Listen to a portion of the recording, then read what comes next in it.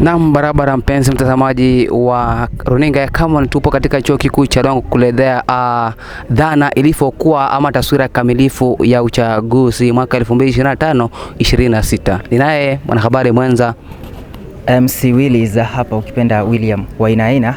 Na tuko hapa kuhakikisha tumekuletea taswira kamili. Ikumbukwe ni siku mbili ambazo chuo hiki kimekuwa kikifanya uchaguzi wa wanafunzi ama wawakilishaji wa wanafunzi. Imekuwa ni jana tarehe 19 mwezi wa 3 mwaka 2025 na uchaguzi huo umetamatika siku ya leo.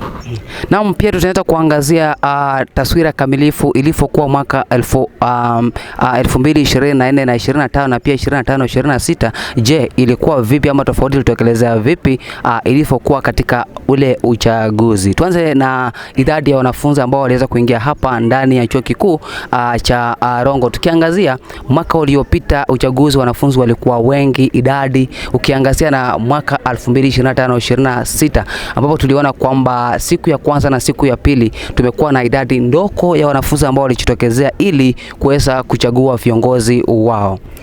Vile vile tukiangazia upande wa usalama ni kwamba ikilinganishwa mwaka jana ama mwaka 2024 ni kwamba usalama kidogo haukuwa umeimarika sana siku ya kwanza ikilinganishwa na siku ya leo, ambapo maafisa wa polisi ambao ni wengi mno walionekana wakimiminika hapa jana asubuhi na ili kuimarisha usalama kamili.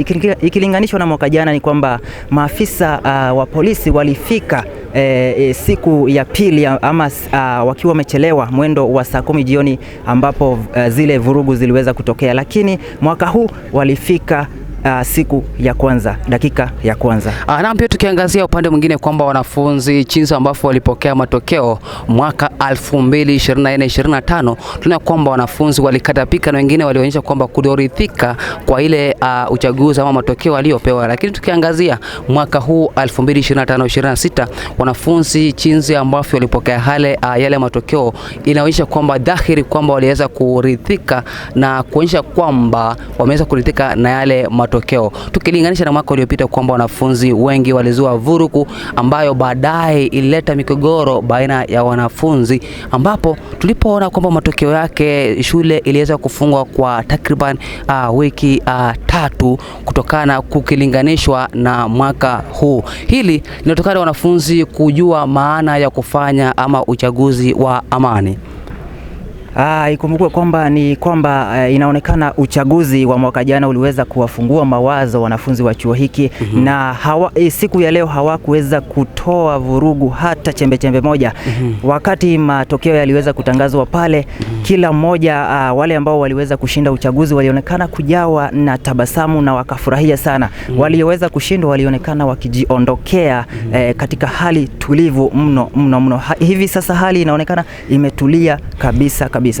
Naam, ukiangalia MC Willis kwamba mwaka uliopita ilikuwa ni vigumu. Idadi tukiangalia kwanza, tukirejelea idadi ya wanafunzi hapa ilikuwa kulikuwa na ile wanafunzi walikuwa wamejaa pomoni hapa ndani ya chuo. Hata pale lango la chuo kikuu cha Rongo hungepitisha mkuu kwa sababu wale ambao walikuwa wamengoja, je, ni nani ambaye ataipuka kuwa mshindi. Na tukiangalia hali hiyo baadaye tulipokuwa tunafuatilia ile habari, unaona kwamba wanafunzi wengi walizua vurugu sana, na vile ambavyo umetokeza kwamba wanafunzi wengi waliweza kujifunza kujua kwamba je, umuhimu wa kufanya uchaguzi kwa amani. Kwa maana kwa lugha ya shirafu kusema kwamba fahali wawili wapiganao ziumiazo ni nyasi, na kwamba wao waliweza kujifunza kutokana na lile tendo lililokuwa mwaka 2024-25, na hivyo basi tumeweza kukita hapa kambi siku ya kwanza hadi siku ya pili, na tumekuandalia yote ambayo yametendeka mwanzo mpaka mwisho.